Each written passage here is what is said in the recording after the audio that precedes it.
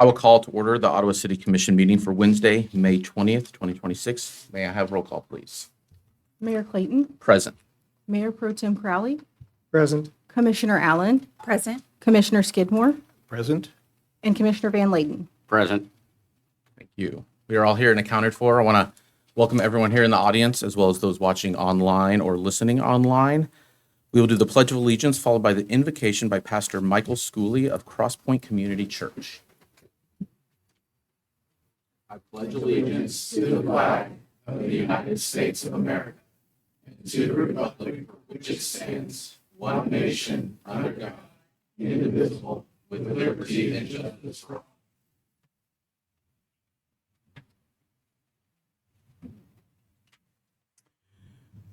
Heavenly Father, your word says, if any man lacks wisdom, let him ask of God.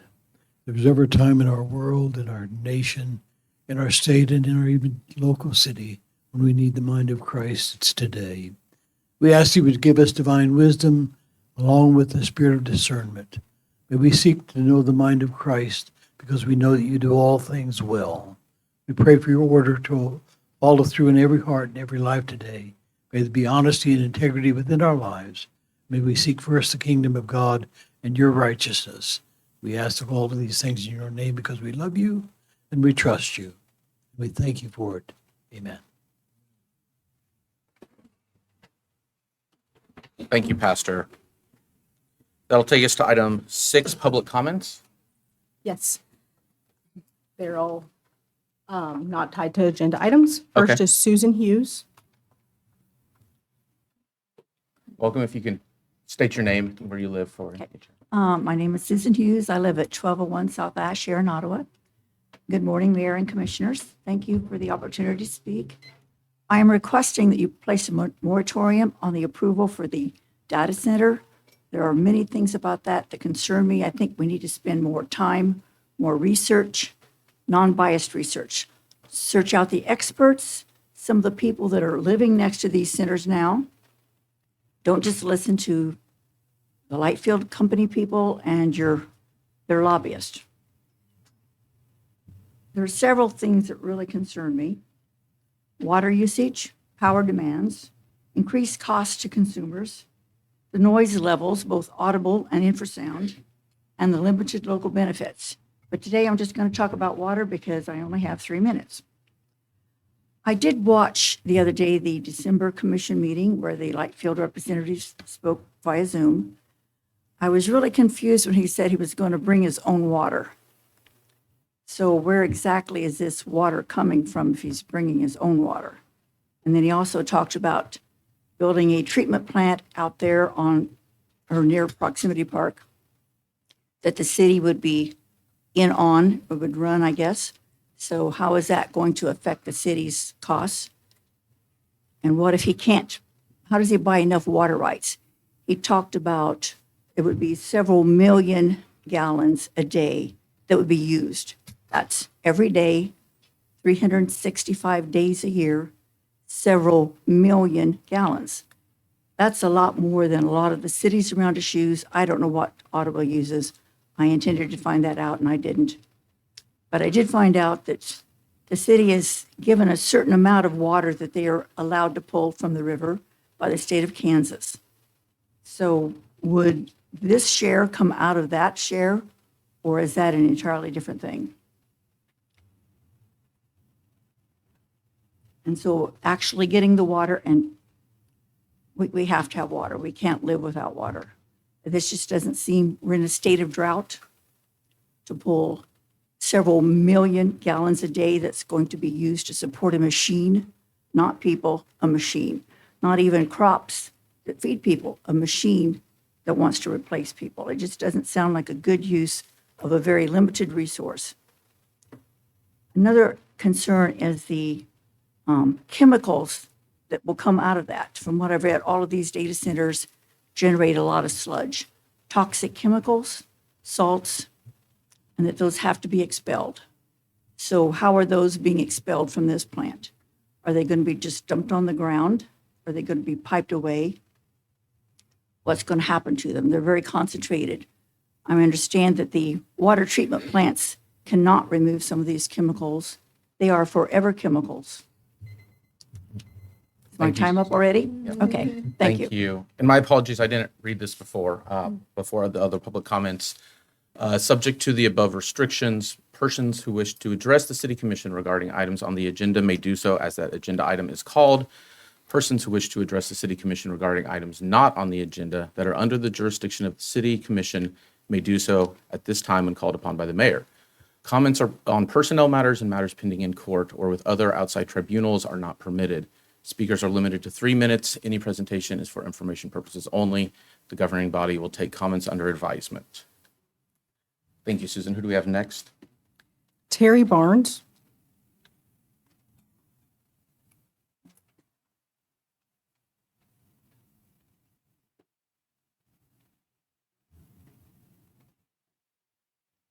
Welcome. Please state your name and where you live. It's Terry M. Barnes, and I live at 3159 Nebraska Road, which is just on the outskirts of the city limits, but this plant's going to affect me as well.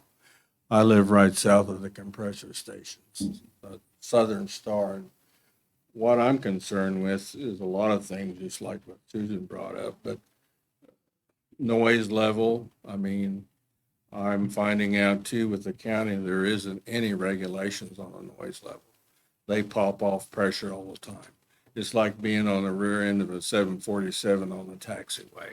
You listen to that hours on end, and I have. It's ridiculous. My grandparents signed the right of way for that pipeline in 1945. So my family's lived there for over 100 years. So when you push more product in that line, you're probably going to have, I'm going to have more noise from just that plant as well as the compressor station. Then the water is another big issue here. I mean, we don't have an abundance of water. Pomona Lake is just basically half full of soot, you know. So I'd like to see this pump the brakes on this a little bit, all of you. I know some of you are new, some of you have already, been there, done that. But I need to find out what is the regulations for this plant. I mean, it's sad that it was went to them rather than other like Kubota, I heard. They've been a fine company, but no more people in there employing and all the energy. No, I'm not for it. And I hope that everybody took the opportunity to read Rebecca Smoy's letter that she provided you. I'm all for that letter. She's my representative, and I feel the same way. So basically, I'm just saying, why don't we just tap the brakes a little bit, get our ducks in a row, okay? So that's all I've got to say. Thank you, Terry.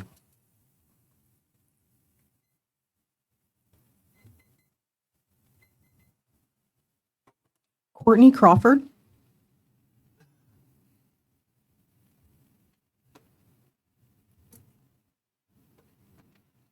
Welcome. Please state your name and where you live. Courtney Crawford. I live at 30842 Indianapolis Road, and that's in Paola. Good morning. Good morning, city members. Thank you for giving us the opportunity to speak today. My name is Courtney Crawford, and I am running as a candidate for House District 5. I'm here today to address the critical issue, the proposed data center. A major question I keep hearing is, why Kansas? Why here? Why is Kansas being targeted? The answer I have come up with is weak regional regulations and low standards. They are taking advantage of a policy that had passed a 20-year sales tax exemption, leaving our state with virtually no protections or guardrails against the massive data or the massive footprint these facilities leave behind. We cannot allow rapid development without fully understanding the consequences. The immense energy demands of these data centers threaten to strain our power grid, which could negatively impact local businesses and drive up the cost. Furthermore, the massive infrastructure requirements means installing heavy-duty transmission lines, raising serious community concerns regarding eminent domain and long-term EMF exposure.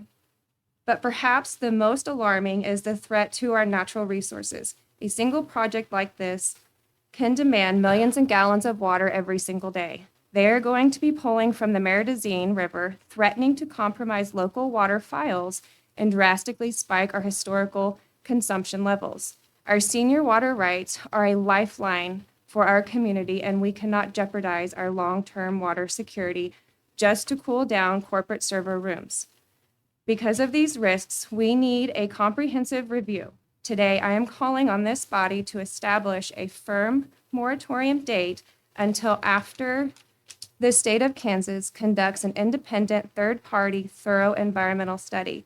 Your priority must be to protect the citizens and our environment before signing away our resources. Thank you. Thank you, Courtney. Kelly Pinette.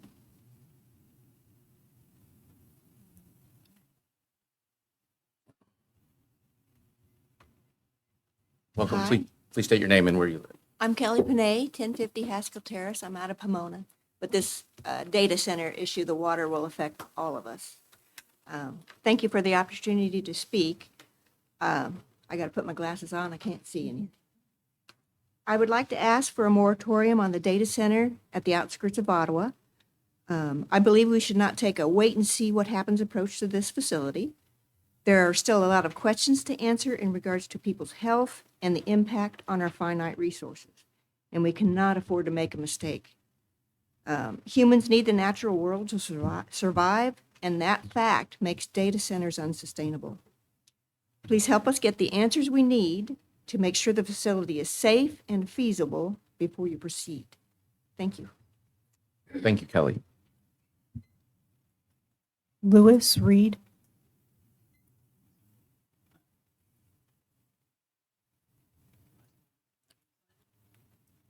We have your name on the list. Okay, fair enough. William S. Nichols.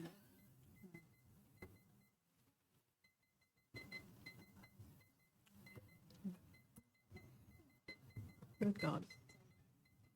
Good morning, everybody. Morning. Please My state- name's William S. Nichols. I go by Stan. And for other experienced people in the room like me, I'm going to talk very loud. Can everybody hear me okay? Okay. Oh, gosh. You know, I go back 75 years in this community. I go back to family members sitting where you all are sitting, other family members out here. And I go to my other experiences to relate what's happening right now to our community. One of the key things is I worked in Washington, D.C. for 12 years, around all the hubbub that creates chaos in places like Ottawa.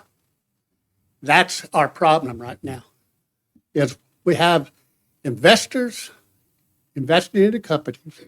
They'll go out and initiate things like this, and they keep throwing mud until it all sticks. And then they capitalize. And if they don't capitalize, they write it off as taxes. If they ever put the man hours put together to save our communities from these investors, it'd be horrendous. So, without getting any more technical about it, it's just a fact that if this was such a good thing to do, we wouldn't be having all this trouble because the people would be behind it. And this is a bait and switch anyway.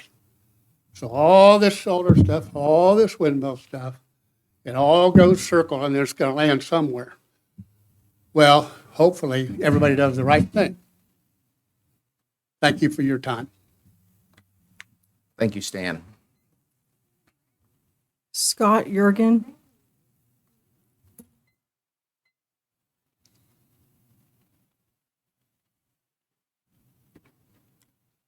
Welcome again. Please state your name and where you live. Thank you, Zach. I'm Scott Jurgen. I live at 3332 Rock Creek Road. I don't live in the city. I'm a resident of the county, Harrison Township.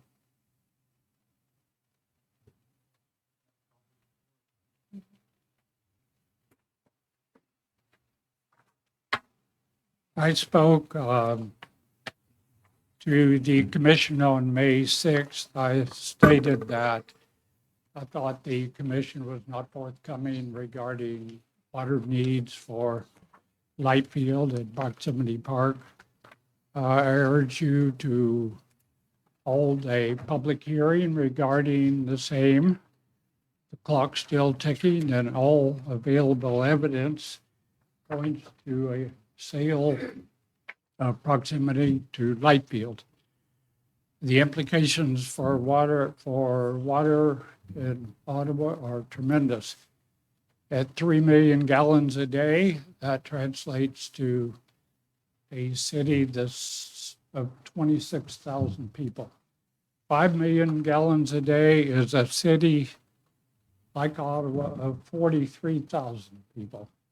That's more than the human population of Franklin County. Actually, I think this commission doesn't know what it's doing. I think you guys are over your heads. I spoke here on May 6th. I said, Eric Crowley, Mayor Pro Tem, he kind of responded to many of us. I think 4 of us spoke that day. He said the city is not trying to hide any information. You have many of the same concerns that those of us who spoke to. And there'll be more information forthcoming. I was a teacher in a college in my subject for 33 years.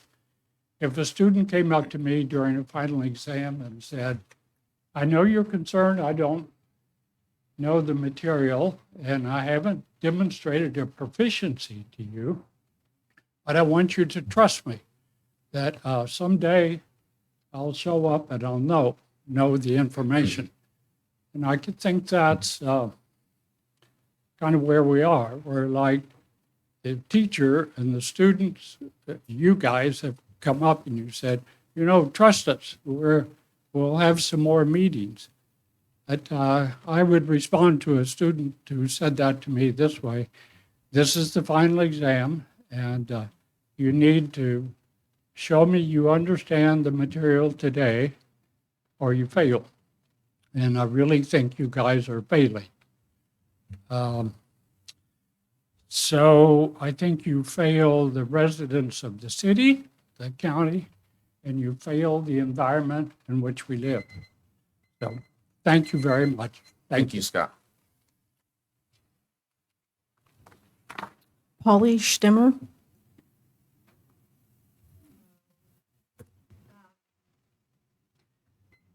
I agree with Scott.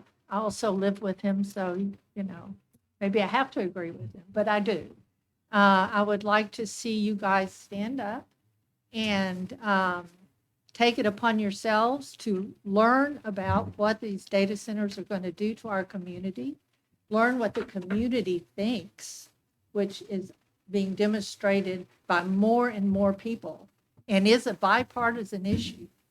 We don't want a hyperscale data center, and we want to have input into zoning that needs to be done before anything is signed.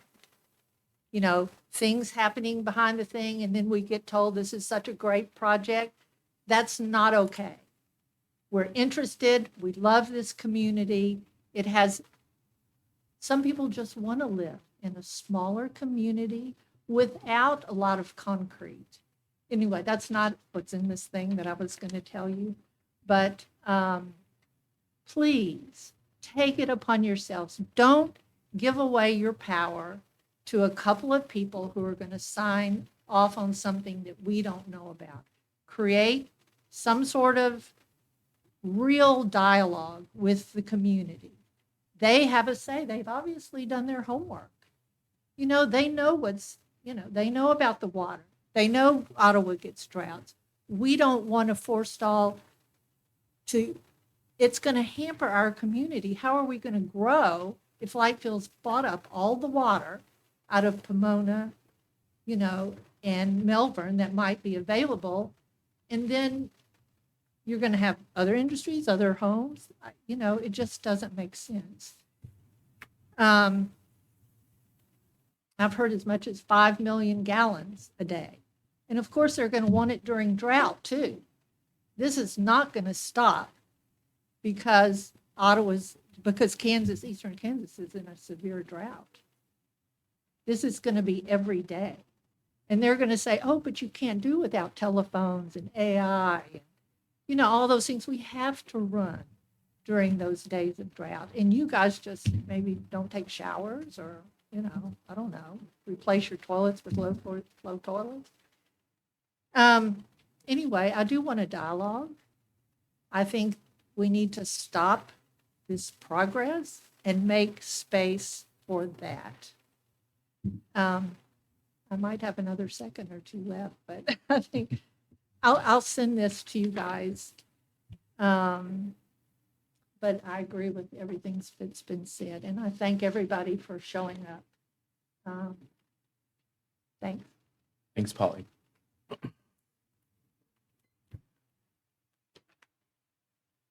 Eileen Spickler, thank you.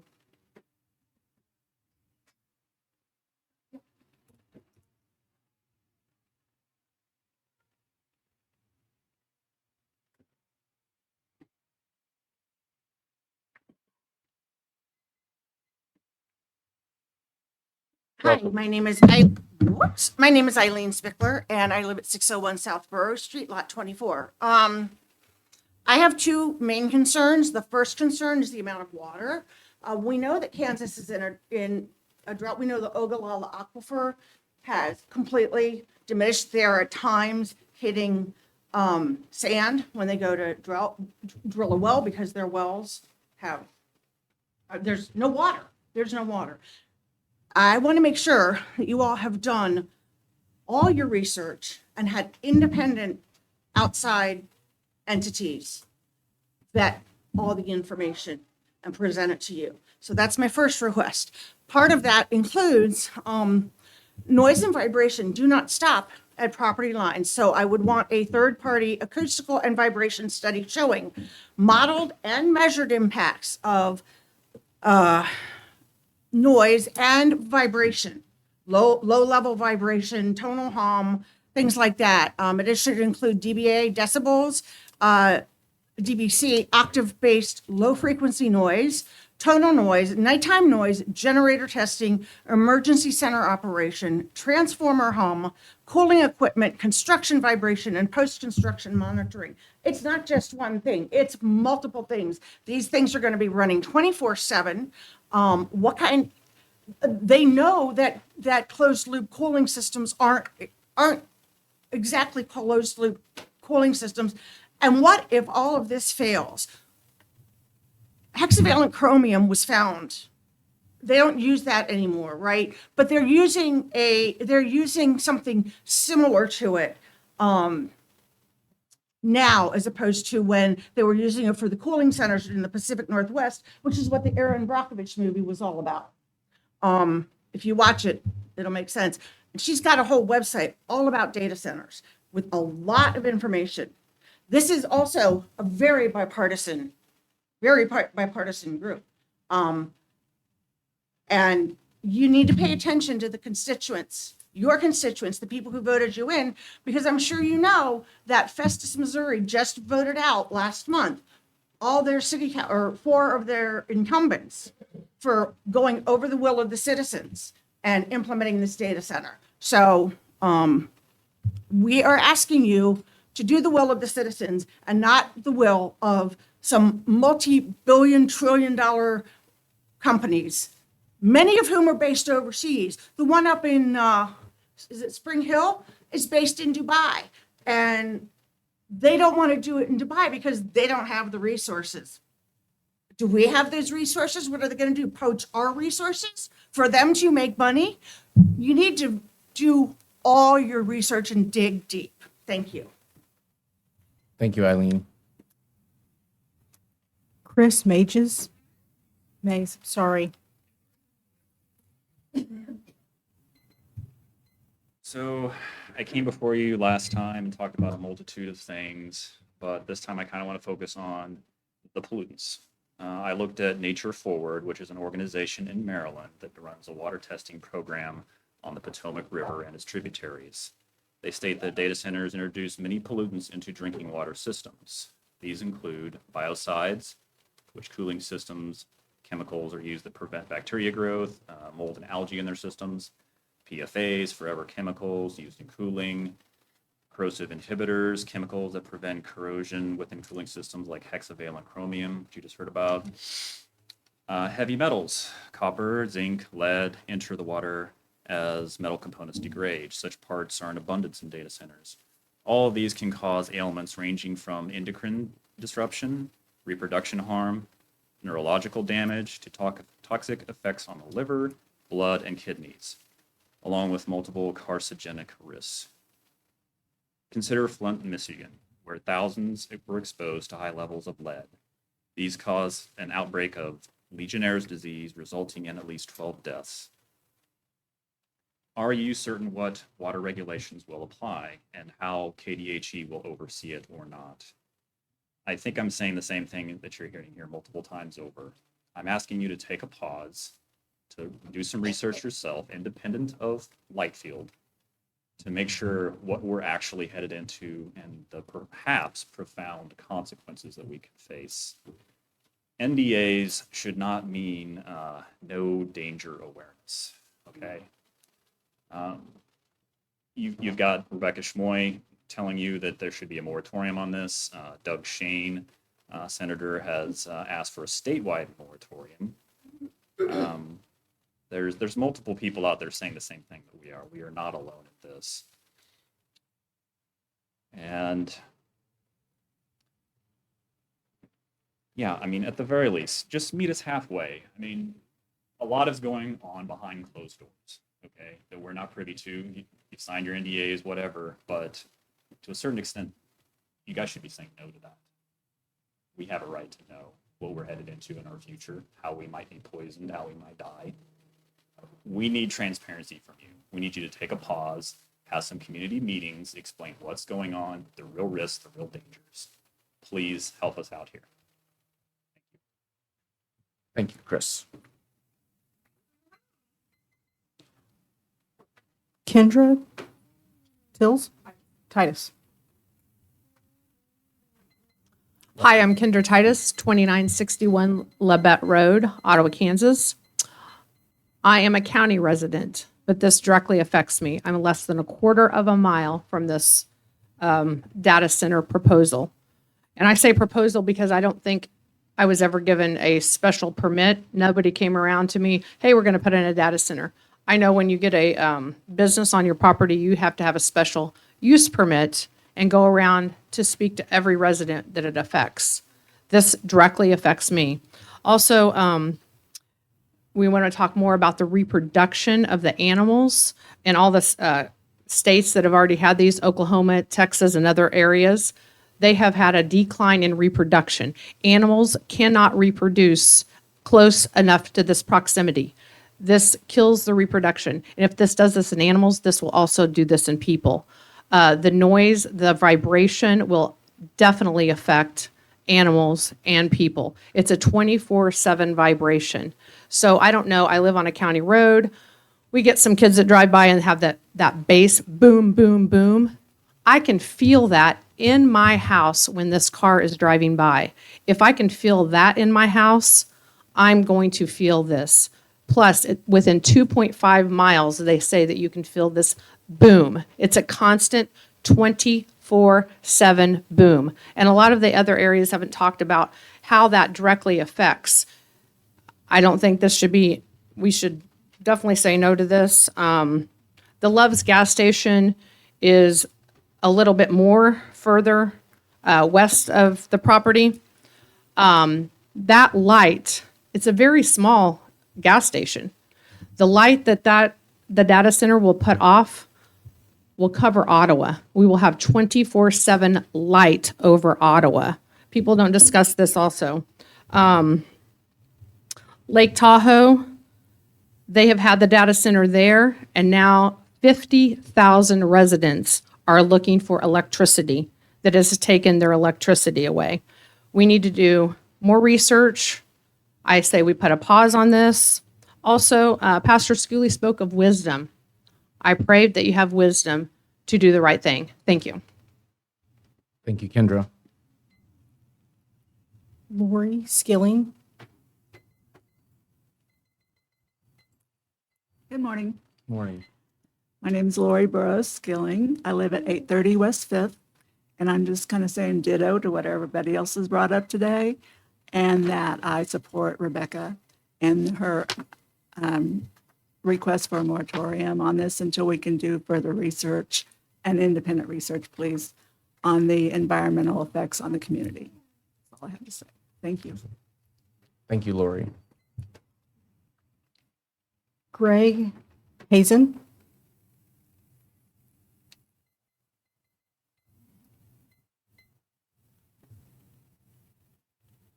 Name's Greg Hazen. I live at 611 North Davis.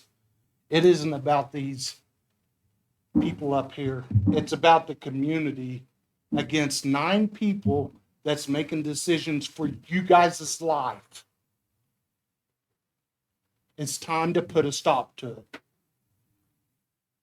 They spend money and spend money and spend money, and we get nothing. We buy golf courses that's stinking us. Do we get any road work? No. What do you think this thing's going to do? It's going to drain us even more. You got more money coming out. What have we got coming in? Nothing off of that thing. Data center is not what Ottawa needs. We should not even be in this meeting discussing this. These people ought to have enough sense to say no. And here we are supporting, asking them to please. Why are we asking them please?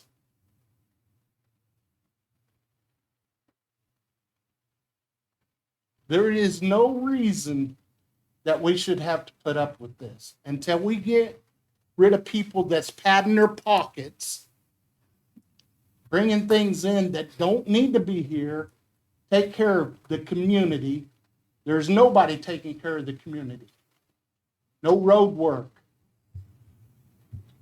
Last meetings we talk about roads. They go out and they throw out some cold patches and some holes, and you don't see them for another year. The money is just wasted.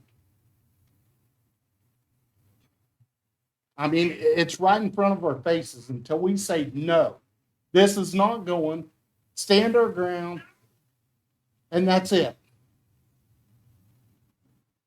Quit padding pockets of people out of town, in town, and do the right thing for the community. That's all I got to say. Thank you, Greg. That is all of the public That's all. comments. Okay, that will take us to item 7A, recognition of outgoing Planning Commission member Crowley. It's recognition of outgoing Planning Commission member Crowley for his years of service and dedication and contributions to the city of Ottawa. I don't believe he is here today, so we have a plaque for him similar to the one we had last week for Cal Lantis. So thank you, Planning Commission member Crowley, for your years of service and work for the city of Ottawa. Item 8, consent agenda consists of minutes from May 13th, 2026 regular meeting, April 2026 finance monthly reports, partner agency reports for April 2026 from Ottawa Library and Ottawa Main Street Association, and an agenda approval. Motion to approve. I'll second. We have a motion and a second. All in favor, say aye. Aye. All opposed? Motion passes. Item 9, declaration. At this time, I'd like to give the commissioners a chance to declare any conflict or communication that they might have received that may influence their ability to consider issues impartially. Hearing none, we will skip item 10, unfinished business, as there is none. Item 11A, board interview for Planning Commission or Board of Zoning Appeals. I'm going to apologize for this in advance. Benjamin Anton, I'll let you say it, and then I can maybe, Anashevsky. Okay, I was not getting there. So thank you. I'm not offended. Yeah. Okay. Thank you, and thank you for being here. I don't know if you've seen, typically on these interviews, we give you a second, kind of introduce yourself to us, and then we'll have some questions to kind of go through relating to the board position. Awesome. My name is Benjamin Anashevsky. I live at 510 South Oak Street. I know I'm fairly young, but I've tried making the best out of my life so far. I'm a volunteer fireman for the Lincoln, Ottawa, Harrison Fire Department. I believe you lived on Rock Creek Road, so I'm actually one of your firemen. Yep. I'm also a sergeant in the Kansas Army National Guard. I take pride in my community. I want to try and make it better. Frankly, what I'm hearing is I'm hearing a lot of people are passionate about a lot of things here. Excited to be a part of it if I can. Awesome. Handing it back to you. Thank you. Okay, we'll go ahead and start. Just kind of, you touched on this a little bit. Why do you want to serve on the Planning Commission or the Board of Zoning Appeals? I serve my country. I serve my community. I want to be able to make a difference in it. I feel like Planning Commission or Zone of Appeals, whichever one I feel will fit best in, or whichever you guys feel I would fit best in. I think that's the way I can do it. Thank you. Mr. Skidmore, do you want? Sure, Benjamin. Thank you for being here. Thank you for volunteering to serve our community. We appreciate people like yourself coming forward, and we enjoy having all different sectors of our community, age, race, everything. So I appreciate you coming. You appear younger than me, I'll put it that way, which could be a lot of latitude there, but I appreciate you coming in. Let me just ask you, and I don't know if you have a preference on the Planning Commission or the Board of Zoning Appeals. Do you have a preference on one or the other, or you just 50-50, either one is fine? My schedule has recently changed. I've started a new job. So the Board of Zoning Appeals would probably work the best for me, since that is a per issue basis versus I believe the Planning Commission is every Wednesday. Yeah. So I can make every Wednesday work, but I'm sure you remember when you were in your early 20s. It's run around, be here, then go here, then do this. A long time ago for me, but okay, yeah. Yeah. Okay, thanks. That was your question? Yeah. Oh. Me?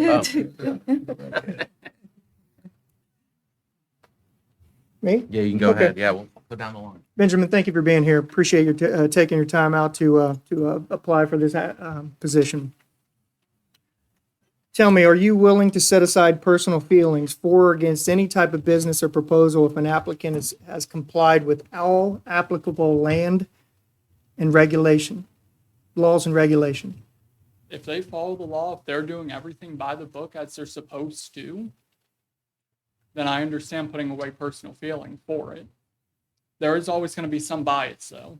At the end of the day, you can never say, I'm going to be in complete, utter impersonality, whatever the word is for that, blanking on it. But you ask if I can, and I'll be honest with you, I can. There are going to be days where some company that I know has always done bad, has always screwed people over. I won't lie to you. So Appreciate that. Thank you. Thank you. What specific skills, qualifications, and experience can you offer to the board? Knew this question was going to come up, but still I'm yet to think of anything in particular. I don't really have a background in construction or zoning, anything like that. Experience I can offer is I'm young, I'm willing to learn it. I'm willing to learn by the book, I'm willing to attend, I'm willing to take the step to be here and do it. Skill that you want me to be is I'm consistent. I'll show up, I'll learn, I'll do my best. Thank you. What do you perceive to be the biggest need and concern regarding the Planning Commission and Board of Zoning Appeals? The biggest need and concern? Yeah, or concern. Well, considering you guys posted a listing asking for people to volunteer for it, I would say staffing is going to be the biggest need and concern right now. Looking after on the newsletter, I believe one of you guys sent out for it. Seemed like there were a few other people, so hopefully that's going to stop. The staffing issue you have, hopefully you'll be able to hire someone soon for that. Next need I see is just people showing up for it. It's an unpaid position. That's going to be the biggest issue that I see with it. Being a volunteer fireman, I understand that there are issues of staffing when you don't pay people. There are multiple calls we run where it's myself and another person going out to a fire. Sometimes that's just the hardest thing you can have is an unpaid position and asking people to take the time out of their day. All right, thank you. Thank you. What role do you see, we'll say Board of Zoning Appeals, since that's what you'd be leaning towards serving the city of Ottawa? Say that question again. What role do you see the board basically serving to the city and the citizens? The way that I understand it will go, and the way that I understand the board is structured to be, if you're on the board of planning commission, someone thinks you made a mistake, it will come to the Board of Zoning Appeals. It's a quick, simple, someone thinks you made a mistake, they appeal it. It's their right to appeal it. Thank you. No one else has any other questions? What is one question we should have asked you that we did not? Yeah, if my day was going well, it That's- is. I think you guys asked a good amount of questions. I think you asked the right questions for it. I appreciate you giving me time to speak, give a bit of my backstory as well. So I do appreciate that. Well, thank you, and thank you for being here. And I'll say, because you said you're young, I know you're younger than me, so I appreciate younger people getting involved and wanting to be involved. So that's fantastic. So thank you for that, and all the work you already do with the volunteer fire department and then the Army National Guard. So thank you for that. And if we don't have any other questions, we will probably deliberate towards the end of the meeting. And then I know staff will let you know if you are not here by then still. So I'll plan to attend the full meeting. okay, So thank you.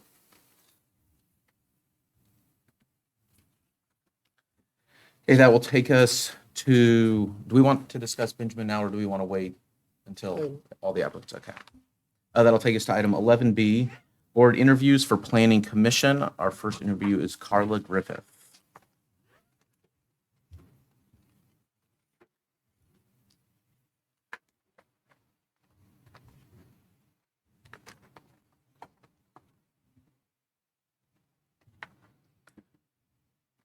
Welcome. Thank you. We'll do the same thing that we did for Benjamin for you. If you want to say anything before we start asking questions, go ahead. Okay, my name is Carla Griffith. I live at 632 North Hemlock here in Ottawa, Kansas. We retired into the community about 10 years ago.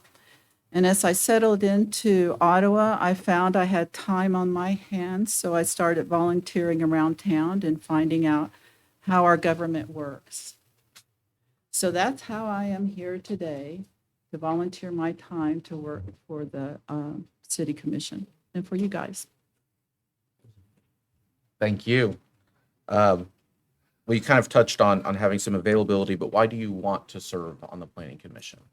Well, we all see what's coming down the interstate here with the development and the challenges that are coming our directions. And I want to learn and help our community develop and prepare for what is coming. Plan for the betterment of all of our population. Thank you. Commissioner Skidmore, do you?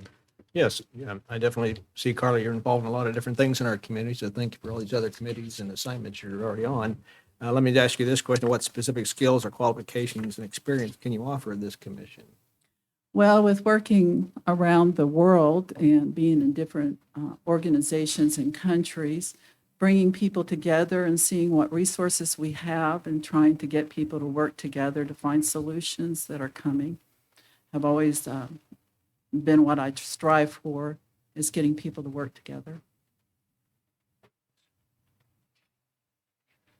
Carla, thank you for being here and taking the time to apply for this open position. We appreciate that. Are you willing to set aside any personal feelings for or against any type of business or proposal if an applicant has applied with all laws or regulations? If they have applied for all laws and regulations, yes, I would. Thank you. Commissioner Allen. But we can always change them. I agree. What do you perceive to be the biggest need or concern regarding the Planning Commission? I think getting, without having a newspaper that's really up and running, and I think just getting the news out of what's going on in our city and what we plan on doing is kind of lacking. I know we have a comprehensive plan for the future of this city, and until I started really looking into being on this board, I hadn't really realized it was published. So I was like, whoa, what do you know? Thank you. Thank you. Carla, what role do you see the planning commission serve in the city of Ottawa? Well, we got a lot of challenges coming, especially when you see all of the big warehouses and things that are on 35 coming this direction. So the new businesses like the data centers, I don't know all the regulations that we have in place, but it's a wild west out there trying to understand what all is coming and what all is involved in the data centers. That's a lot of land being put underneath concrete. So, I mean, we need to look at what the concerns that were brought up by the citizens here today, and I think they're well-founded. So, yeah, I think we need to do some research and make sure that we're prepared and that we're taking care of everybody here and our land. Thank you. What is one thing that you think that we should have asked you?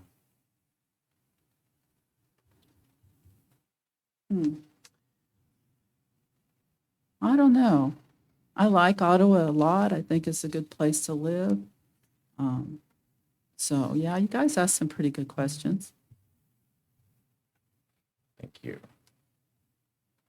Do we have any other questions for Carla? I think that is it. Thank you for your time. Thank you. That will take us to item 11B2, Norm Griffith.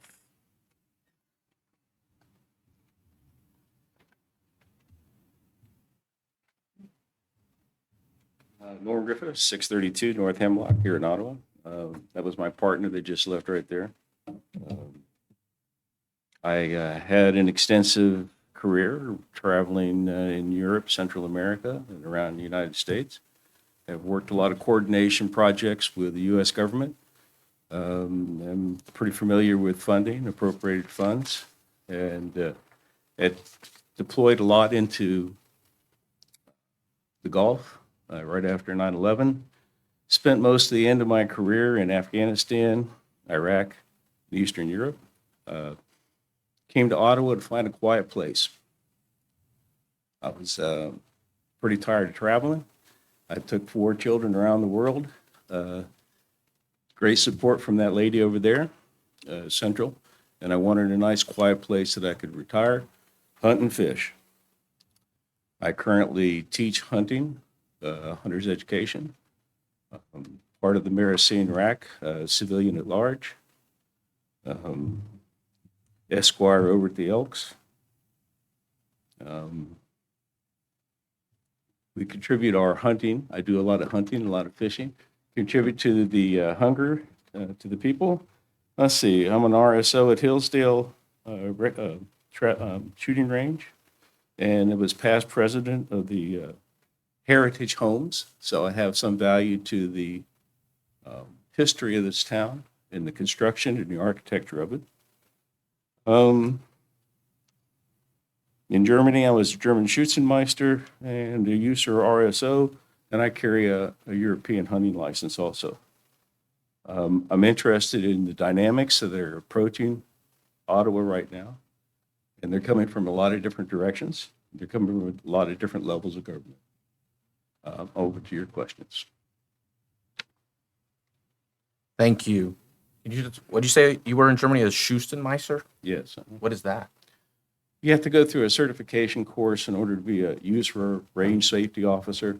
So the Germans offer a safety course on their level, and then you transfer that over and take the user U.S. Army Europe certification on top of it. Cool. I also have NRA certification. Awesome. Well, I will start off with the question everyone gets. Why do you want to serve on the Planning Commission? I think my wife kind of summed it up. I think there's just a tremendous amount of dynamics coming this way. If there's one thing that I've keyed in on most of my career, and that's transformation. Whether it be base realignments and closures in CONUS, European infrastructure consolidation in Europe. Most of my job has been in navigating the waters of transformation. And irrespective of what anybody thinks, transformation is occurring. Whether it be from a policy end of it, it be from an ecological end of it, be from a social end of it. We are right now going through some major changes, and it will continue. And I'd like to be a part of that. Thank you. Commissioner Skidmore? Yes, thank you, Norman, for applying for this. My first question is, if we select you over your wife, will that make dinner table conversation difficult tonight? No, we complement each other pretty well. Okay, get past that one.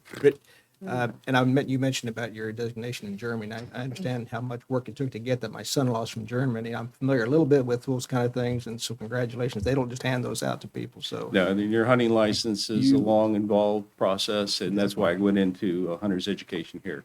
I tried to bring some of those conservation and some of those elements to the younger hunters that are coming here. Good. Also work with these local schools here and teach shooting. So. Good to hear. Well, let me get to the real question here. What specific skills and qualifications and experience can you offer the commission? Well, base realignments and closures, you know, you had communities that were expanding, communities that were consolidating. A lot of us looking for return on invested capital while still providing some type of basic service for those places that were drawing down, and how you were managing those places that were beginning to expand. Europe was a very interesting one because you had Works Council, you had many international areas that were in it, and a lot of different people that you were dealing with. You had different laws, different rules, different regulations. And how do you abide and combine those into a usable package? So consolidation, just transformation is a big thing. Also worked human trafficking in the Persian Gulf, and that was kind of interesting also. Norman, welcome. Thank you for being here. Are you willing to set aside personal feelings for or against any type of business or proposal if an applicant has complied with all laws or regulations? Absolutely. I always think it's a simple answer, but sometimes Benjamin, can throw something out there, and yeah, I appreciate it. I love the honesty, and Well, constantly, when you're doing transformation for cities that are involved with military installations, whether they're expanding or contracting, you're going to have individuals that are deeply concerned about what's happening. And so you have to go by what is the rules, what are the laws, what is in front of you, what are the facts that are based. So research is a key part of it, and listening to the people. I also worked for the city of Salina, was a street worker for about 5 years, so I understand what it's like to be at the lower rung of the workforce.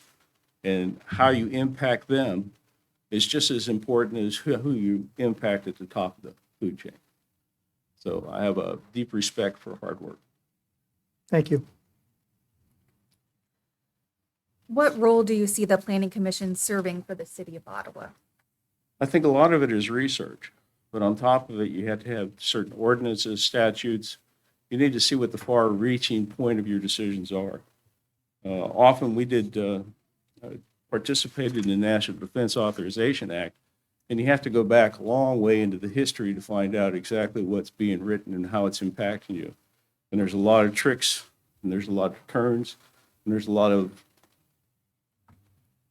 obstacles to overcome that aren't obvious until you do the research. So research and looking into the long-term impact of things is probably my strong suit. Thank you. So what do you perceive to be the biggest need or concern regarding the planning commission? Information, communication, putting together understandable research, and putting it out to the community so that you get community buy-in. Communities themselves can operate pretty maintenance-free if you empower the people to have understanding, the decision, and the information that they need in order to respond and react. They kind of generate a type of synergy that creates the community that my wife was talking about. And community is really what we're all here about. Thank you. Thank you. I will ask you as well, what is one thing you think that we should have asked you?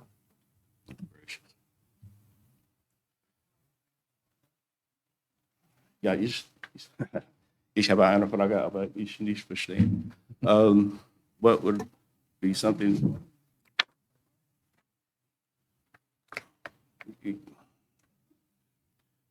I'm a hard worker. I guess if there's anything that I would ask is, or would have asked is, what are some of the jobs that I've had in the past and some of the, I mean, I've worked with the Secretary of Defense. I've worked with all the major commands in Europe and CENTCOM. And, but those, I could sit here forever. And so I'll just cut it at that. There's a lot of interesting things. And we were in Italy during Chernobyl. We were in Germany during the unification. Our children were with us. Desert Storm, Desert Shield, OIF. I was in the Gulf in October of 2001.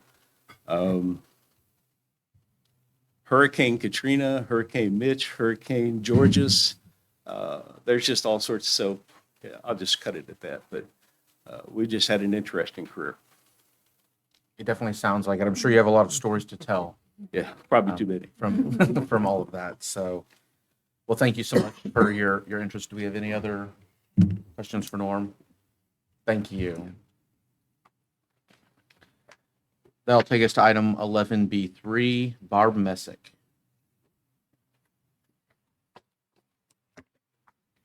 Hi, Welcome, Barb Barb. Messick. I live at 215 West 3rd Street here in Ottawa. Lifelong resident and voter of Ottawa. Raised two children here, two children who are no longer here, have moved away to other communities, not necessarily better communities, but communities where they thought they had more proximity to better jobs, things like that. And unlike Benjamin, when I was younger, I thought that I didn't have enough knowledge or experience or chutzpah to do something like this. And now I'm in the stage of my life where I feel like I can take on anything. So here I am. Thank you. Thank you for being here. You touched on it a little bit. Why do you want to serve on the Planning Commission? Like I said, both of my kids have left Ottawa. And as a mom, I hate that. But I know why they did it because I thought about it when I was younger. And I just think that I'd like to help try and make Ottawa a place where even if you have to drive out of town for a job, you feel rewarded coming back here. Thank you. Yes, Bart, thank you for applying for this position too. Tell me what specific skills and qualifications and experience can you offer to the commission?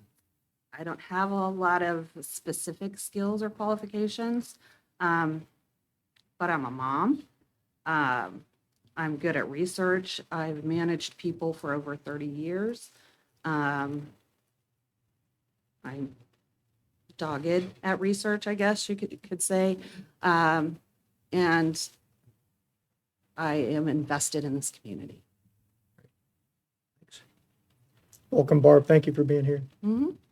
Are you willing to set aside personal feelings for or against any type of business or proposal if the applicant has complied with all applicable laws or regulations? Yes, unfortunately, I've had to hold my nose and bite my tongue and make a decision that I didn't want to make more than once. So, yes. Thank you.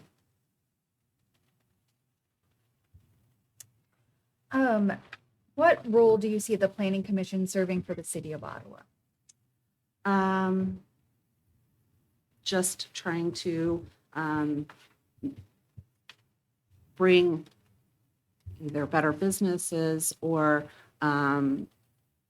opportunities to our community and ones that complement our community, make it better instead of divisive. What do you perceive to be the biggest need or concern regarding the Planning Commission? As both the Griffins said, I think just getting the word out to the public. I think even in my little world, after, during having kids and stuff like that, you just get so caught up in the day to day.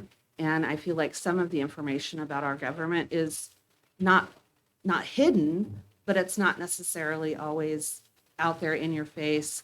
As Carla mentioned, we no longer have a local newspaper, so it's very hard to get that information out to the people. And I think that's a huge thing, because if you're getting the information out ahead, you're being proactive about it, then you have less meetings like this one where people are finding out things on the back end, and it leads to bad feelings. So. Thank you. Thank you. And for you as well, what is something you think that we should have asked you?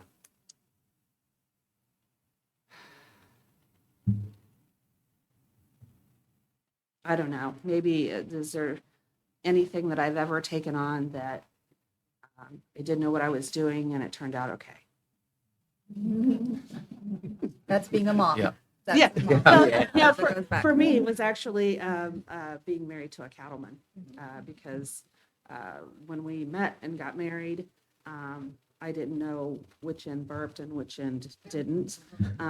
But at the end of the day, even though it led to divorce, at the end of the day, he could say, or he has told me, that I was one of the best help he ever had. So take that for what it's worth. If you roll up your sleeves and you get in there and you get dirty and you do the work and you do the research, then it doesn't always mean that you have to know everything, as long as you're willing to learn. And your That's comment it. about being an empty nester, I appreciate that as well. I'm an empty nester, my wife and I, and we call it the no child left behind policy. Yeah. So it seems Yes. pretty good for us, but yeah. We raise them to be independent and to leave the nest, and then you're like, what am I supposed to do with all this time now? Yeah. So, yeah, thank you for that. You bet. Thank you, Barb.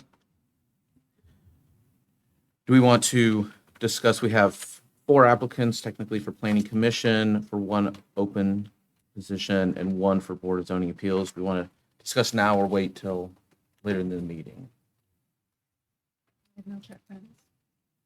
Whatever you say. Doesn't matter. Okay, let's go ahead and do it now. We're already on it, so. We can go ahead and start with 11A is Benjamin for the Board of Zoning Appeals. I know I said I was going to say your last name, but I already forgot, so I don't want to butcher it again. So. If anyone has any thoughts, questions, comments? I appreciate Benjamin's eagerness to be involved. I wish I would have been more proactive like Benjamin was at his age too, instead of waiting to be 39 or so when I eventually got involved in civic duty. And I think he'd be a great addition to our Board of Appeals. Yeah, I agree. He's young and willing to learn, and we need more young people, obviously, not like me, so. Yeah, I agree. Yeah, I will second or third that. Obviously, more than even just the age, the willingness to be a part of things, being on the volunteer fire department shows to me such a heart of, kind of a servant's heart, wanting to serve on these things, to serve the community between National Guard and that. And I think this would be a perfect fit. I think it's a great opportunity to learn things. I'm sure a lot of people, when you're 18 and you start on a volunteer fire department, you probably never fought a fire before. And so you learn a lot, and I think this would be a great opportunity for that. And you did say something, it is unpaid. It is. I think he's used to doing that too, Yeah. right? So, I'll make the motion. We approve Benjamin to be on the Board of Appeals. Second. Motion and a second. Any other Second. discussion? May I have roll call, please? How do you vote, Commissioner Allen? Yes. Commissioner Pro Tem Crowley? Yes. Commissioner Skidmore? Yes. Commissioner Van Leeden? Yes. And Mayor Clayton? I vote yes. Motion passes. Thank you. Yeah, sure. Thank you. Welcome. Thank you. Okay, for item 11B, for the interviews for the Planning Commission, we had Carla Griffith, Norm Griffith, and Barb Messick. Well, first of all, I want to say it's wonderful to have more people applying for the position than we have available.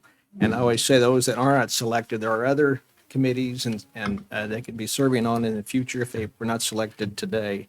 But to me, Norm rose to the top, as long as he doesn't have to sleep on the couch tonight.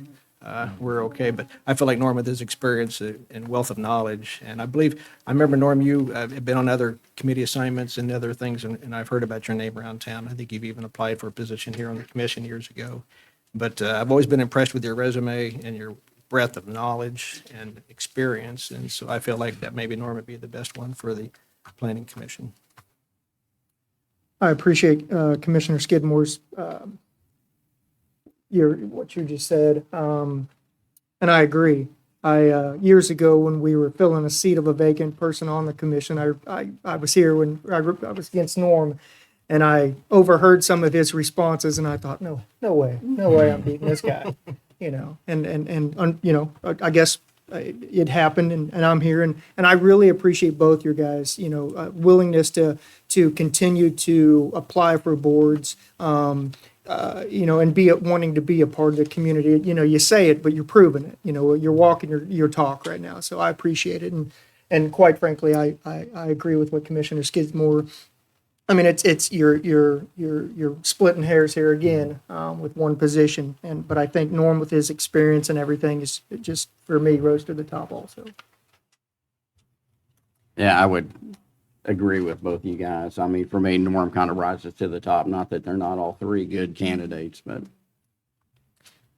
I would agree, and I would make the motion that we appoint Norm Griffith to the Planning Commission.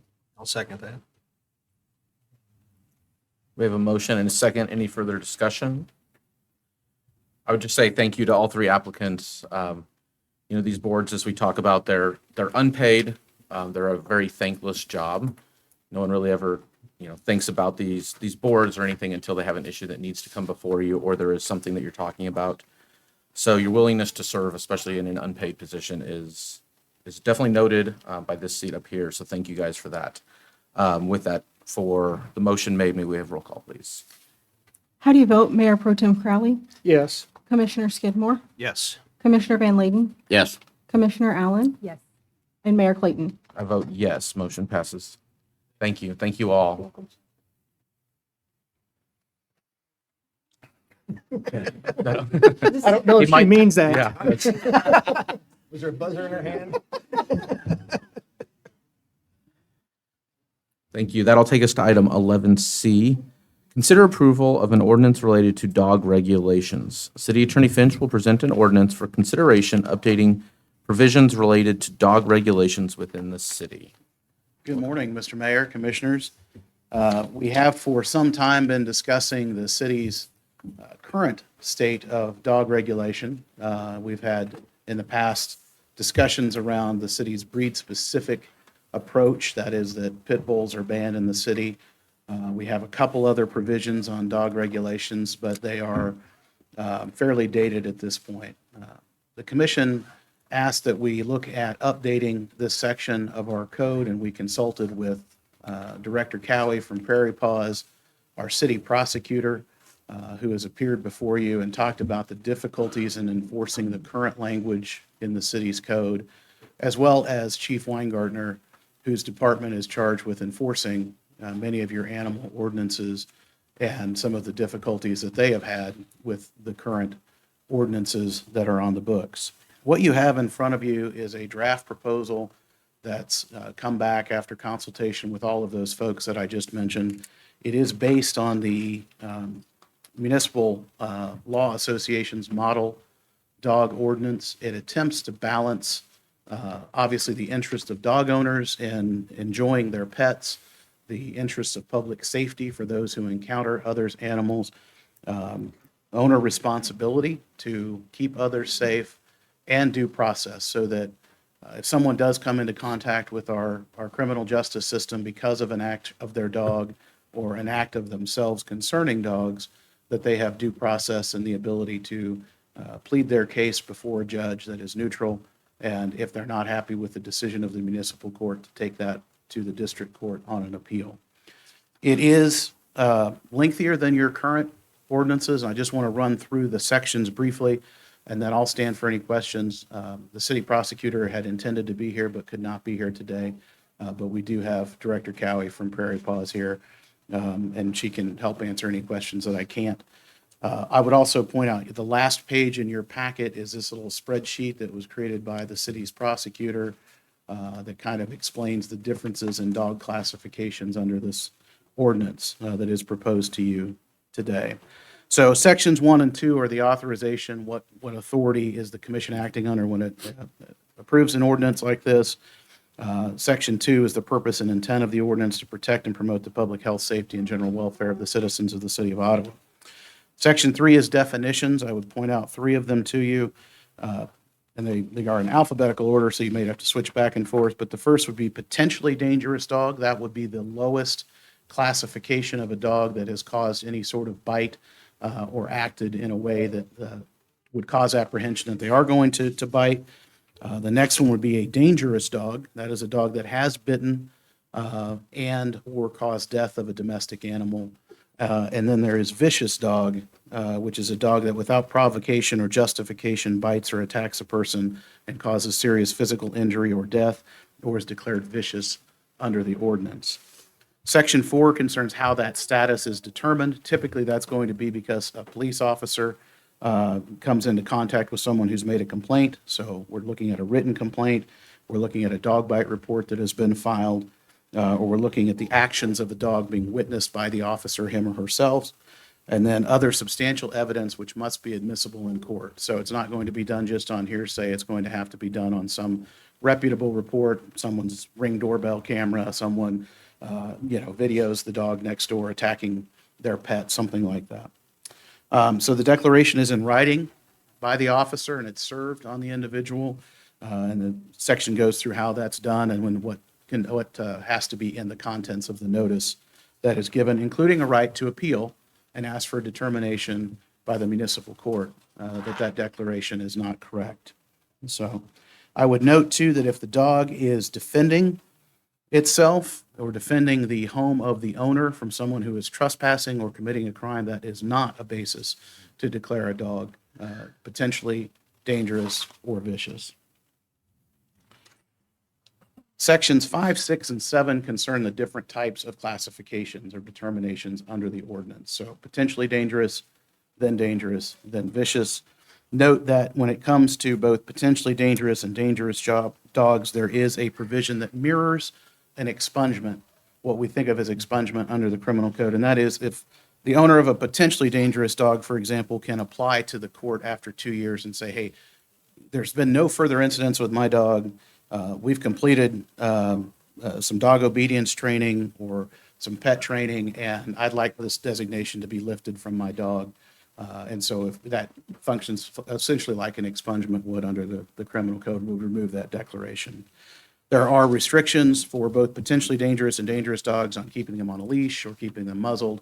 For a dangerous dog, they must be confined in a cage or in an enclosure where they cannot get out and potentially hurt people again.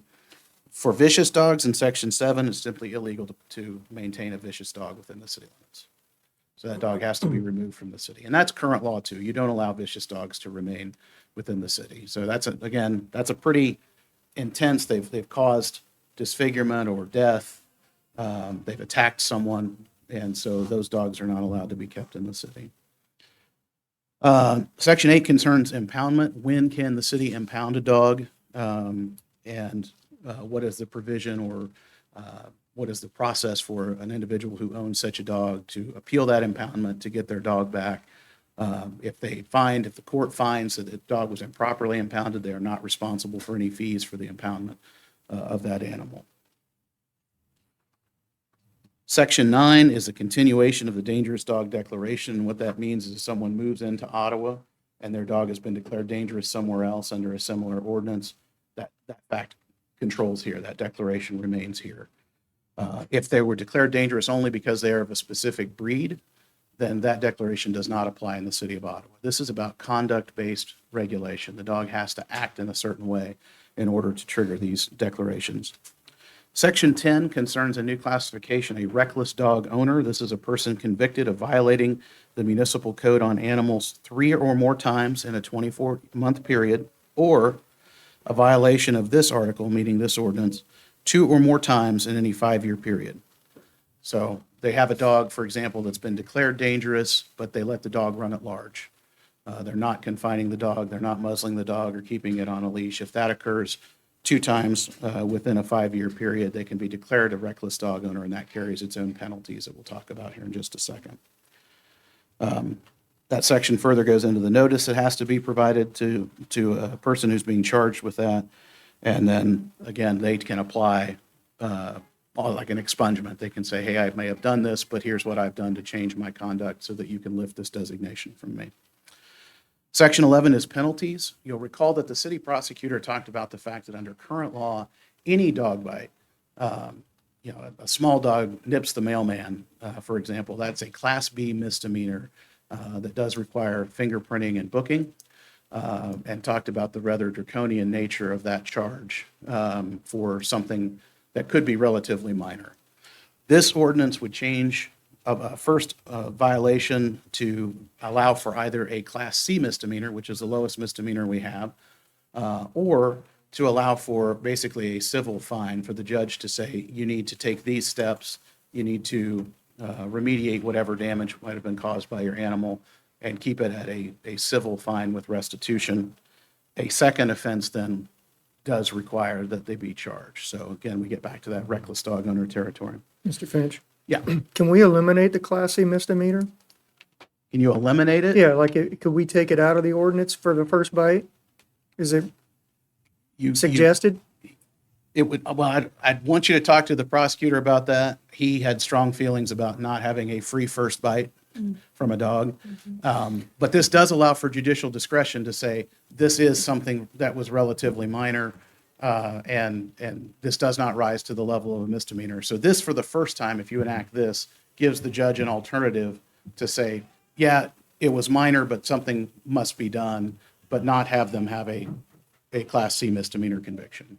So this has more flexibility than current law. Okay. And I appreciate that explanation, because I do remember, that was a big, his last comment was, they shouldn't have a criminal record because of a first bite. So this does certainly change that outcome. Right.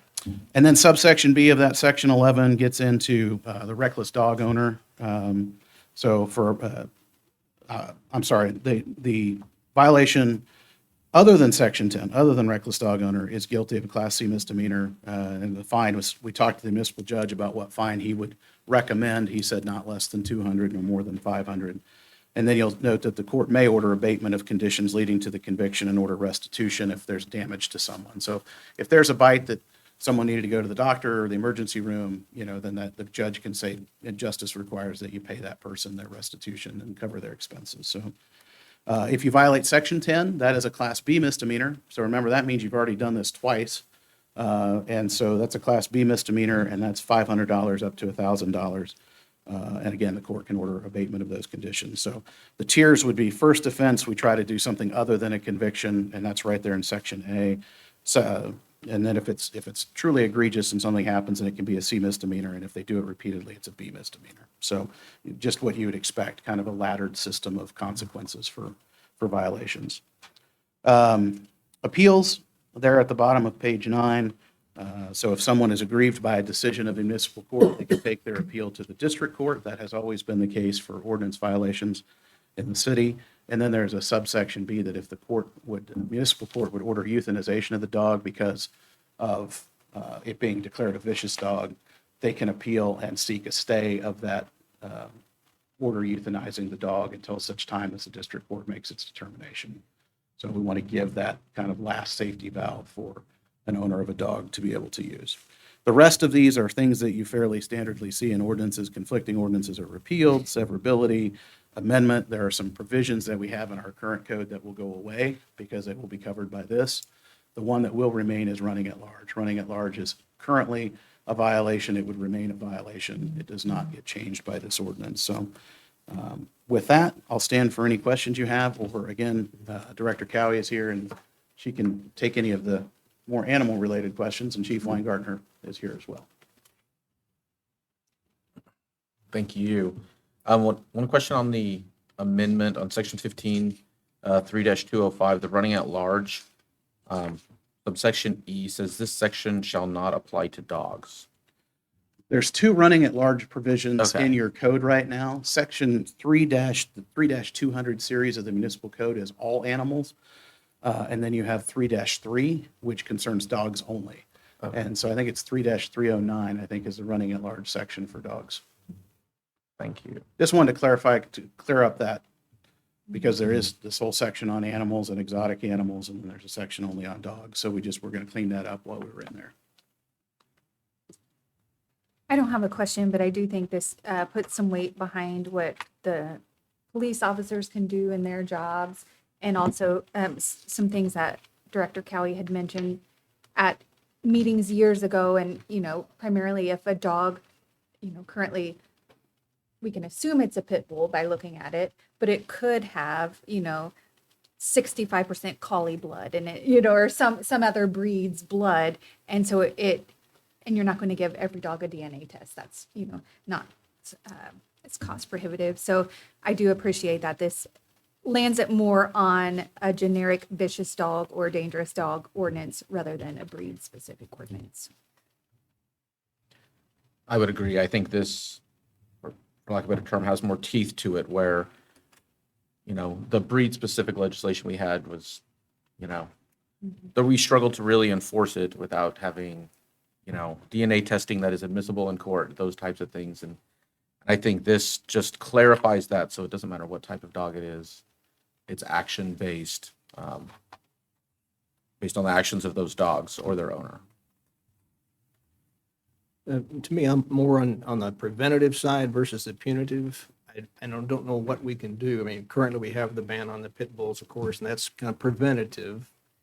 But I realize that there is in this about the potentially dangerous dog.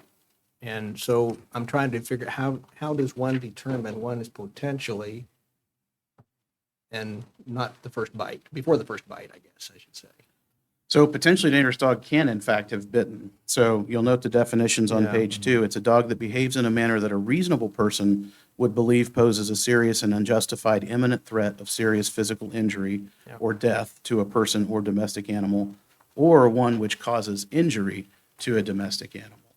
So those both factors would have to be present. So you can imagine a dog that is running over constantly into the neighbor's yard, charging at children or barking at children aggressively, or which is attacking a neighbor's pet. That would fall under potentially dangerous. So, and it does have, note that standard, this is legal terminology, that a reasonable person, so that's not just, I'm afraid, would a reasonable person find this conduct to be such that someone should be afraid? And that's a test that the judge would apply. The prosecutor would have to prove that case to the judge, that a reasonable person would have felt in fear standing in this. And that is longstanding law in the United States, going back to the common law in England on cases about assault. Are you placing a reasonable person in fear of bodily injury? So there's a lot of jurisprudence on that. That is standardized across the law in our country. I'm just thinking under our current law that we've got the ban in place, and we know there's not 100% adherence to that. I mean, we know there's some pit bull mixes in town, but my concern, if we take that away, maybe people at one point were trying to decide a breed, let's say, and they said, well, we already know pit bulls are banned in Ottawa, so let's get a different breed, and they get a different breed. So we got that already in place, kind of a preventative thing, and it's, like I said, for some people, maybe that works. Not everybody adheres to that law. And so if we open it up, I'm just concerned I'm not saying we're going to be overrun with all pit bulls or anything, but it allows more, I think, too much freedom on certain specific breeds that have known to be more dangerous, I would say. I read up about how the pit bull will bite and hang on, and other dogs usually bite and release. So I'm a little concerned about changing it entirely, and I'm trying to be more, how we can be proactive and not reactionary. Unfortunately, a lot of what we have now, it's reactionary. They're after the first bite or the second bite, what we can do. And I don't know the right answer to this. I'm just kind of hesitant on this right now. I will say this, I appreciate, and maybe it was already in the code before, that you had to be 18 years old on a leash with a dog for a walk. Is that because I've been on the trail before, and there was a grade school kid holding a dog back, a dog that did not like me. And I was hoping that leash would hold, or the child would be able to hold on well enough. And so I'm glad we got that 18-year-old restriction. How do we enforce I think that? that's only for one classification of dog, correct? That's for the dangerous dog, not potentially dangerous. Is it? Yeah, I think so. I think it's on the leash law, I thought. They have to be securely leashed and muzzled if they're potentially dangerous. Okay. And then over 18 if they're. Yep, just walking a dog. And Commissioner Skidmore, if you would like, I mean, we do have Director Cowie and Chief Weingartner here, and they both had input into the process on this breed-specific question, as well as the issue you're raising. Yeah, that's what about- I'd kind of like to ask. That's what I was going to ask. If Director Cowie and Chief Weingartner both have had a chance to really look this over and they're in agreement, it's a good ordinance and you feel secure, you can. And Commissioner Skidmore, to your point, when Director Cowie came and presented, the statistics across the country show that intact status is the most consistent characteristic of any dog that is involved in a bite. There's a lot of anecdotal thoughts that it's pit bulls, but that's one of those ones that it's really nice. I forgot the name of your counsel who came and presented with you. Yeah, Katie Barnett from Barnett Law. And so that was information I did not know that I think was great to research and find out that those kind of characteristics was what really has led some of this as well. Yeah, and thank you for the opportunity to speak. I find this is actually more proactive than BSL because, to Chief Weingartner's point, they're not driving around picking up every dog that looks like a pit bull, and we're missing dogs that didn't bite but really almost did. And so this allows us to identify those dogs that are likely to hurt someone and react to them sooner, rather than the BSL is reactive. It does take them to bite someone or cause an injury before the police department can do anything about it. And then when the prosecutor is prosecuting that case, the BSL charge is not even sticking. They're dismissing that because it's unenforceable. And whether or not it has been an effective deterrent or not, we're not sure. But what we do know is that a lot of the science around whether or not a dog is more dangerous because of a certain breed, a lot of that has been debunked. A lot of the bite strength of dogs is based on the size of the dog, not so much the breed of the dog. There really is very few purebred dogs left unless you're getting them from a reputable breeder. And these pitties are not even really a breed anymore. They're just a mixture of so many different things. So we can use this ordinance to keep this community safer than what BSL was doing. And knowing that those dogs are not, there is no inherently safe breed of dog, there is no inherently dangerous breed of dog. This gives us a better tool to keep the community safer than what we have right now. And we know that even cats, I had an employee hospitalized for a day from a cat bite. So every animal has the potential to cause some damage, and this just really gives us a better tool. Well, and Director Cowie, it can be preventative in another sense too, and you spoke about this last time, that there are people that have quote-unquote pit bulls in town that are scared to take them to you to get them, spayed or neutered, which at that turn makes them less dangerous because they're afraid of removal from the house. So by us changing this and allowing them to have their dog in town, they may be more willing to take the dog, to Prairie Paws and have them spayed or neutered and have that, that aggressiveness hopefully, somewhat subsided. Definitely. Yeah. Spay, neuter, and socialization is really important to keep the behaviors calm and safer. And if people are hiding their dogs, they're not doing that. So maybe, if this, lifts and you do see more pit bulls, I don't know if that means that more live here. It's just now they're going to be interacting and they're going to be socialized and they're going to be going to the vets and they're going to be going to the groomer and you're going to see them around more. And that is a good thing. We don't want them to be hidden. We haven't had anybody move to town and surrender their pit bull. So they're keeping them, if they're moving to town. And a little different than this, can you touch on, do you do your free spay neuter clinic every year? Or is that every other? I know you've done them in the past. Right now, we're doing just low cost, Okay. but we would like to get some free options for people and then even target dogs over a certain size that do have the potential to cause more damage. And we know that dogs in multiple dog homes are linked to bites, and that's actually all of the ones that we've had recently have been unaltered dogs in the home where there's more than one dog and they're large breed dogs. And that's just a really dangerous situation. So if we can offer free spay neuter for those households, it would really improve public safety. What's your low-cost option? 135. It includes the vaccines and a microchip. And we like identification and spay neuter. And in the case that one of these dogs does need to be classified, identifying the dog is really important.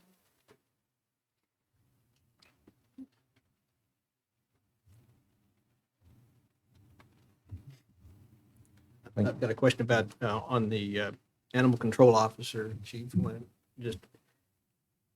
I know we don't have a full-time officer in that capacity because we don't need it 24/7 every day, but I know we've got one in place. But as far as training goes, and will we need more officers if we enact this? I don't know that I can answer that effectively today until the ordinance is passed and we see what the results are from that.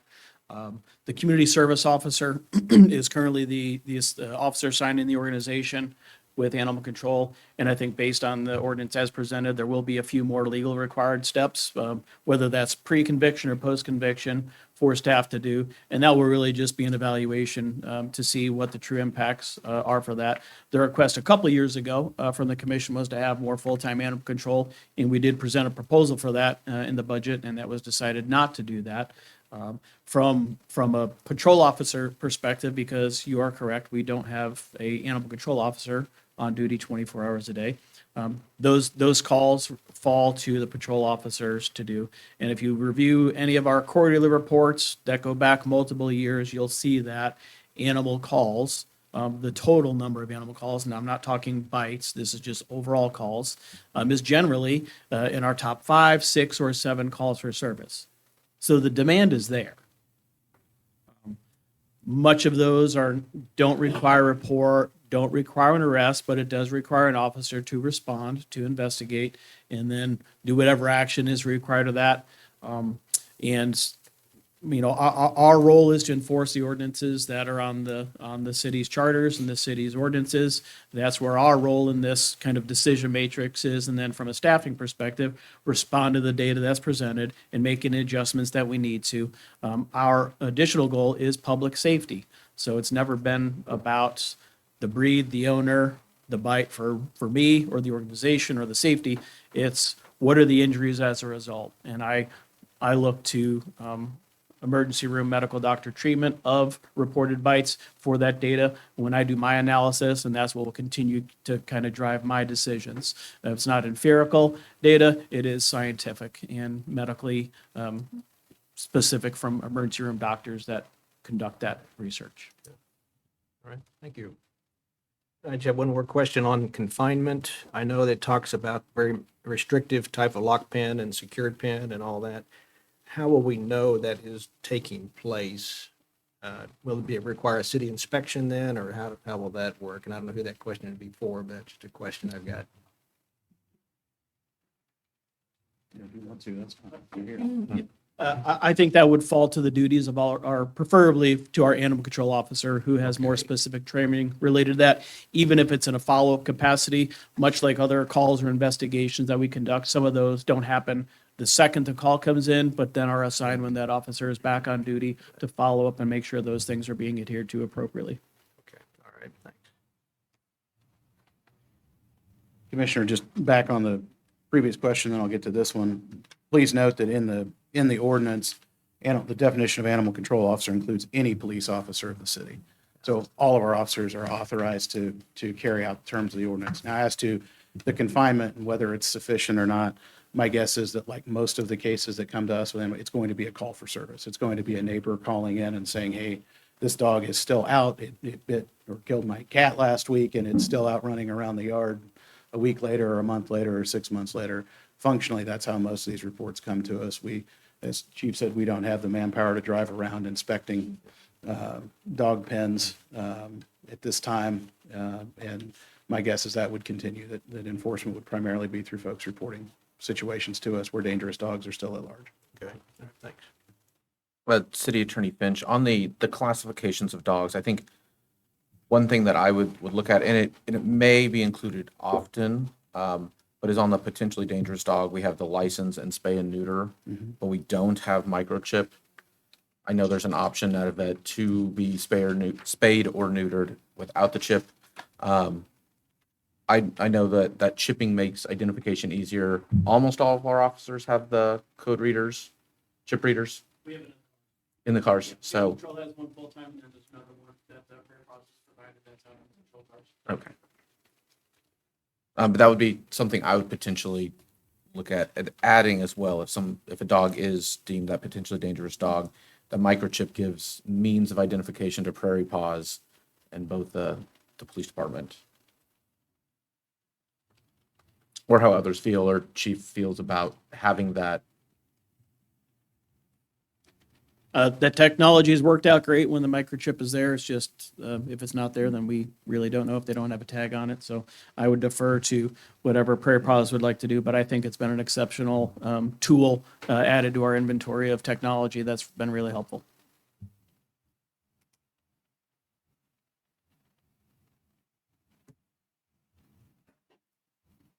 Do we have any other questions today, comments for city staff, Prairie Paws staff, city attorney? Or thoughts on how to proceed?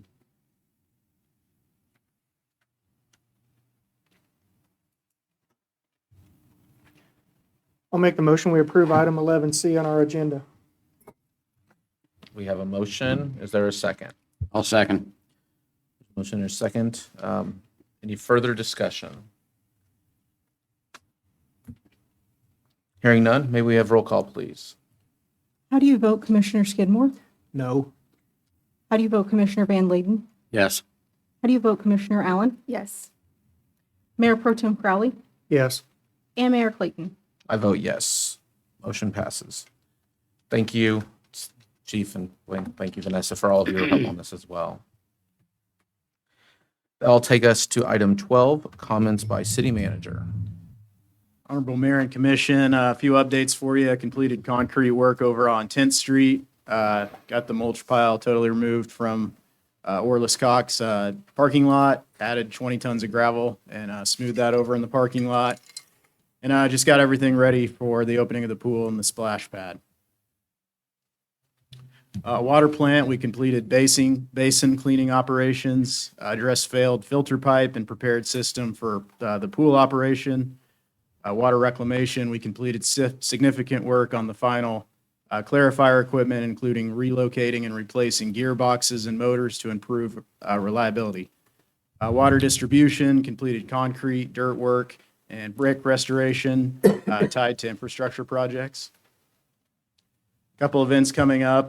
Thursday at 7 p.m. Have music bingo at the OMA.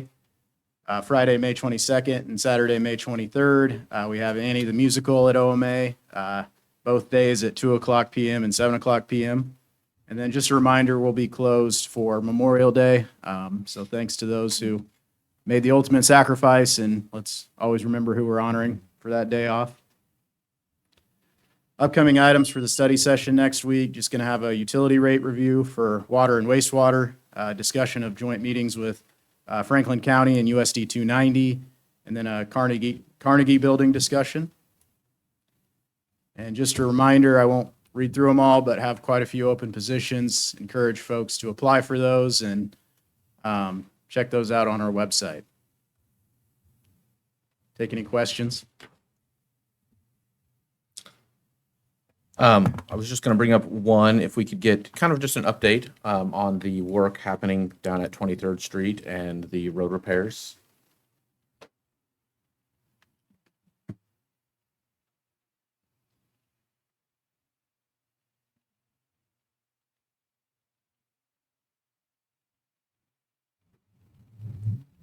Yeah, so as everybody I'm sure has probably seen at this point, there has been a lot of major construction going on out there on the south side of town. We had the contractor come in and they set up traffic control last Thursday. They began doing the concrete cutting on Friday. I don't think that they were in over the weekend working, but then they were back at it again beginning this week. So currently they're working on the west side traffic, so the southbound traffic. The schedule for that is to be approximately 2 weeks, and then they would shift all of the work focus back to the east side, and then the traffic flow would be going over that westbound lanes, just essentially swapping what they've got now. So we're looking at in total about a month's worth of work. So as long as the weather cooperates with us. On that, speaking of the weather, do you know for like this week, have we had delays, I would assume, with a couple inches of rain? Yeah, I would imagine, I didn't make it out there yesterday to see, but I'd imagine it slowed them down at least yesterday morning. They may have been out there yesterday afternoon. I did not make it out there. Thank you. Yeah, I appreciate you working on that too, and that's been something we've been watching for a long time, I know, and you drive over that, it's a pretty rough road until you get close to Love's, but yeah, thank you for doing that. Yep. Thank you. Welcome. The only other thing I would ask, I didn't know if you or if Misty would want to talk about Adventures in Ottawa, which is launching today or tomorrow. Good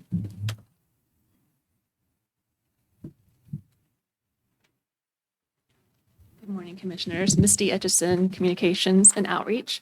As you have in front of you, you might see a lanyard with some information at the bottom. Several community partners came together to work on a fun summer activity for our community members and also those visiting Ottawa during the summer. As you might know, there's a little soccer tournament happening in the metro and also America 250.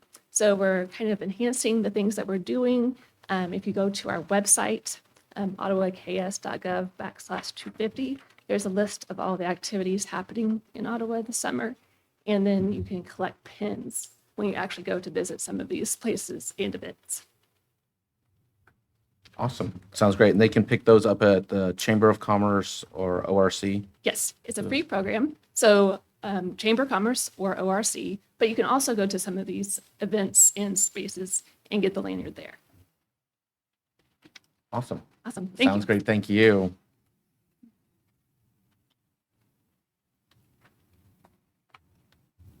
I think that is it. Thank you. That'll take us to item 13, comments by governing body. Commissioner Van Leeden. Yeah, I'd just like to thank everybody that showed up today, and it was great hearing all the comments, and thank you for being here. Thank you. Commissioner Allen. I just want to say, if you do go to the OMA, my son is working at the Annie musical this weekend. So if anybody goes there and, you mentioned to him the sun will come out tomorrow, he may quit and just walk out. So, but yeah, enjoy some of those activities we have going on, and it's going to be a great weekend. Thank you. Commissioner Skidmore. I have nothing more to add. Mayor Pro Tem Crowley. No comment. And I as well just want to thank everyone who came, applied to be on boards. It's great having so many people interested in serving on those things. They're a great asset to the community, and so we're very thankful for all of those people. And to all the people who came for public comment, we welcome public comment. We appreciate it. So thank you all for coming and taking the time to do that as well. That will take us to our announcements. Item 14, May 27th, 2026, we have a commission study session here at City Hall at 4 p.m. June 3rd, we have a commission meeting at 7 p.m. here at City Hall. June 10th, we have a commission meeting here at City Hall at 4 p.m. That will take us to item 15, executive session. We have a need for 30 minutes. Mr. Mayor, I move that the commission recess into executive session for 30 minutes to engage in privilege and confidential communication with the board's attorney pursuant to the attorney-client privilege exception KSA 75-4319B2. The open meeting will resume in this room. Do you want to give a couple of minutes? Run use the restroom real fast? Yeah. So 12:15? Okay, 12:15. Second. We have a motion and a second. All in favor? Aye. Say Aye. All opposed?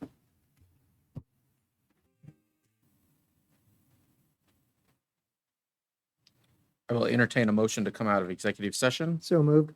We have a motion. Is there a second? I'll second. All in favor, say aye. Aye. All opposed? We are out of executive session. Seeing nothing else to come before the commission, we are adjourned.